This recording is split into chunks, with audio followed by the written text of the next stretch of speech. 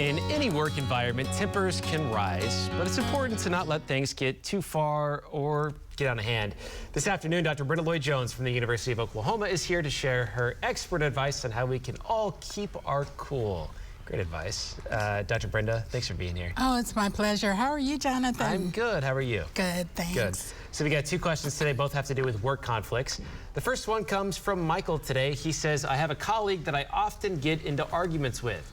I feel like he says things just to get a rise out of me. How can I handle him better?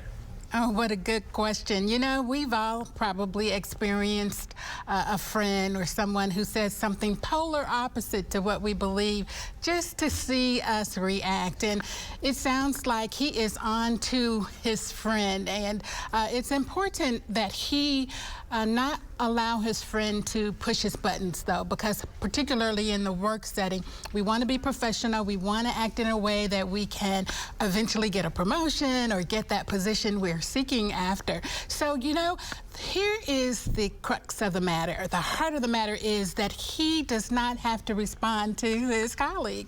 He is under no obligation. And since he knows what his colleague is up to, he can play along as if it's a game. And while he cannot determine how his colleague will act, he can have control over his own behavior and be aware of this and not allow his colleague to push him around and get the rise out of him that he wants. Yeah, step back and take a breath, maybe. I like that. Yeah.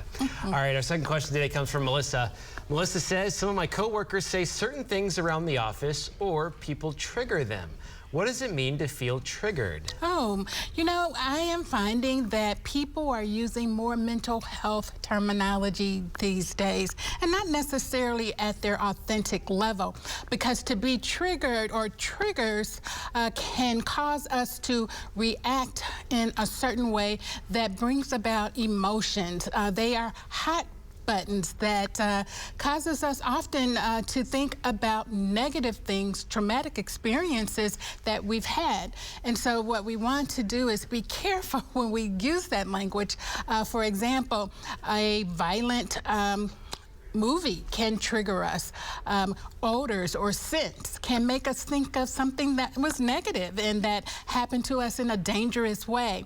So we want to be cautious about the way we use terminology. What is tricky about triggers, however, is that they can cause us to react and not take a step back, as you mentioned earlier, and calmly think about the situation and how we should appropriately act. So now that once you know your triggers, and that's something you can learn what triggers you. Some people are triggered by clowns. Early on in their life, they were afraid of them. They scared them, and they see them, and they can run away or react in a way that is probably not becoming to a professional atmosphere. So make sure that you understand your triggers and then take time to calmly say, what is the situation, how should I react, and what is reality? All right, great advice. Dr. Brenda, thank you so much. We appreciate it. Thank you, Jonathan. If you have a question that you would like for us to consider for next week, send us an email, therapythursday@griffin.news.